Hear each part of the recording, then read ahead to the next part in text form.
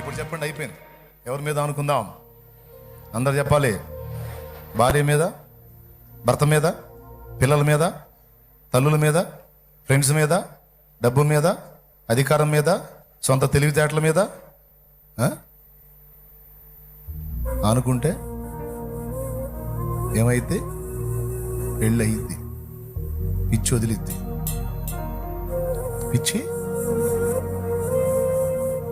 నేనుగా, దేవుడే చెబుతాడు మర్యాదగా. బాధ్యతలు ఇచ్చినోడిని గట్టెక్కి చేసే కార్యం నేనే చేస్తా.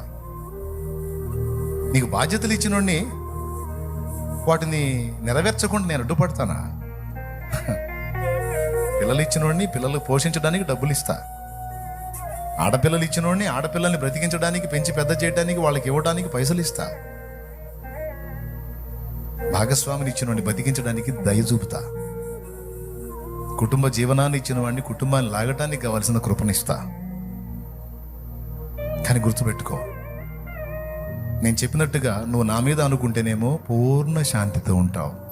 నువ్వు అలా హ్యాపీగా ప్రశాంతంగా ఉంటే నేను హ్యాపీ. నువ్వు ఈ చెత్తంతా మీద అనుకొని నువ్వు దడ ఆయాసపడితే, నువ్వు టెన్షన్లో ఉంటే నాకు ఒత్తిడి. కాబట్టి సరి చేసుకో అని నీకై నువ్వు సరిదిద్దుకుంటే ఏమి లేదు. లేకపోతే దేవుడు ఎంటర్ అయ్యాడంటే ఏబుకి యాకోబుకి పడ్డ డోసు పడ్డిద్ది. అవసరమా? నీకైనా నాకైనా అవసరమా? వద్దుగా. రైట్. చురుకైన వాళ్ళు చిన్నప్పటి నుంచి ఇంతే. మీరు కళ్ళు మూసి దేవునికి అప్పచెప్పుకోండి. నన్ను క్షమించు ప్రభువా, చాలా క్లియర్గా నాతో మాట్లాడావు. నిజంగా ఈ టెన్షన్స్ అన్ని నేను ఫేస్ చేస్తున్నా. నిజంగా ఈ ఒత్తిళ్ళన్నీ నేను అనుభవిస్తున్నాను.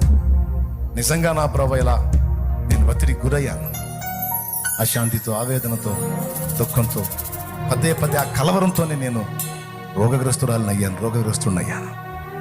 ఈరోజు ముక్కు సూటిగా నాతో మాట్లాడావు. నీకు వందనాలు. నాకు వద్దు ప్రభువా, నాకు నువ్వు కావాలి. ఏదో నా బాధ్యతలు ఉన్నాయి కనుక భూమి మీద వాటిని నెరవేర్చడానికి శక్తిని, కృపని, కానీ నేనైతే నా పూర్ణ హృదయంతో నీ మీదే అనుకుంటాను. పూర్ణ హృదయంతో నీ మీదే అనుకుంటాను.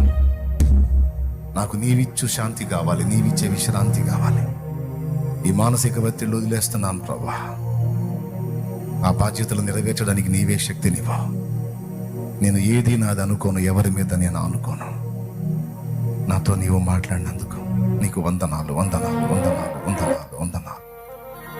బాధ్యతలు నెరవేరుస్తాను. కృప నీవు నాయనా. నువ్వు అన్నట్టు సంతోషంగానే ఉంటాను, మనశ్శాంతిగా ఉంటాను. నా దేవుడు ఉన్నాడు. పిల్లల్ని నేను కన్నాను కానీ నా కడుపున వాళ్ళని ఇచ్చింది నా దేవుడు. నాకంటే ఎక్కువ బాధ్యత నా దేవుడికి ఉంది. నేను ఎంతవరకు వాళ్ళకి? నా దేవుడే కదా. అందుకని నా బిడ్డల్ని కూడా దేవునికే కనెక్ట్ చేస్తా. నా మీద కాదు, నా దేవుని మీద అనుకోండి నాన్న అని పిల్లలకు నేర్పుతా, బంధువులకి నేర్పుతా, స్నేహితులకు నేర్పుతా. నేను నా ప్రభువా నీ మీదే అనుకుంటా, నా వారిని కూడా నీ మీదే అనుకుని చేస్తా. ధనం మీద నమ్మకం ఉంచను, అధికారాల మీద నమ్మకం ఉంచను. వీటన్నిటికీ మించిన వాడివి నీవు. నన్ను ఒక్కసారిగా ఈరోజు శుద్ధి చేసినందుకు నీకు వందనాలు చెల్లిస్తాను. నా జీవితంలో ఎదురయ్యే కొన్ని అనుభవ పాఠాలు అర్థమవుతూనే నాకు ఎందుకు రప్పిస్తున్నావో, నిజంగా నాకు ఎక్కిన పిచ్చి దించడానికే నాకు ఇవన్నీ అనుమతిస్తున్నావు. Thank you very much my lord. చాలా కృతజ్ఞతలు నీకు వందనాలు ప్రభువా.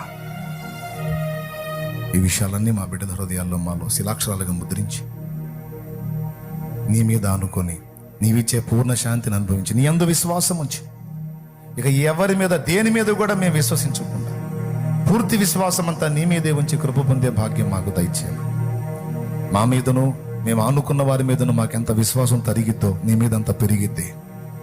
ఆ విధంగా మమ్మల్ని సిద్ధపరచమని యేసు నామములో ప్రార్థించి పొంది ఉన్నాం తండ్రి.